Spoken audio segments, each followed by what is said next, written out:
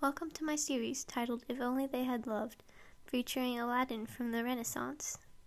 Main point to make: Aladdin's heart was hard, but God could replace it with one of flesh. Aladdin had the world's fake love in him so he could try to get Jasmine to like him back. But God doesn't want or even need our fake love. In Christ we can have sacrificial, real love. The title of Aladdin comes smoking in and then wind blows it away. It reminds me how our days are like breath, much shorter than this movie. Aladdin's the diamond in the rough. The inside counts, but are you a whitewashed tomb? Aladdin can be kind. He gave half a loaf of bread to some kids. But can he be selfless? Isn't there a difference? How many times are we thrown in the mud or temptation as Christians? That scene in the palace where the Sultan and Jasmine are talking, Sultan takes a bird from Jasmine and then puts it back in the cage. Is that how Jasmine feels he treats her? Locked up in a cage? And then she sets all the birds free. Is that how she wants to be?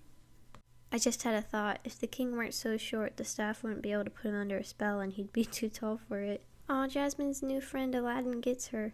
Who'd have thunk that a princess and a thief would be able to relate?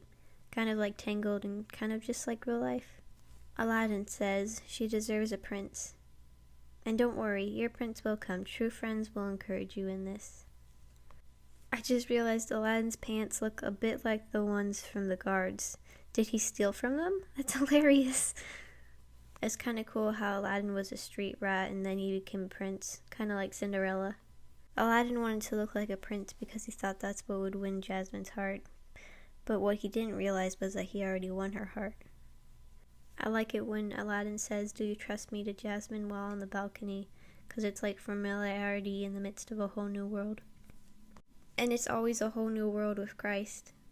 That line where they say, "No one to tell us no," makes me realize that no's are actually yeses and amens in Christ that are spoken in and out of love. I can't believe Aladdin's too scared to tell the truth. It makes sense, but it also reminds me that perfect love casts out fear.